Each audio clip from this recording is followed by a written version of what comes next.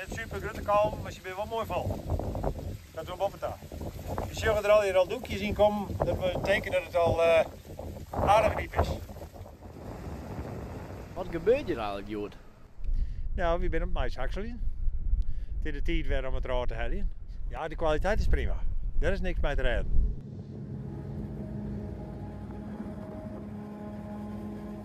Het is gewoon een gewas wat mooi groeien wil en dus juist wel door het seizoen heen dat het te wierd is en dan is het weer droog en de ene keer dan proberen we te helpen met water en de andere keer dan versoept er weer heel in. Maar we treffen het nou op zich heel enorm, maar de laatste weken hebben we dan wel mooi redelijk waar gewoon en het is mooi aanriepen en je gaat de bult in.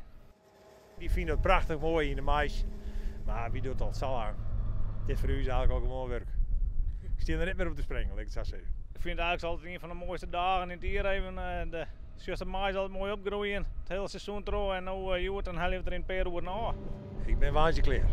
Dan ben ik het trouw. Dat is zeker. Ja. Wil je dit nog lang doen? Nou, zolang ik er zal al in houden, goed nog wat, dan pielen we mooi trouw.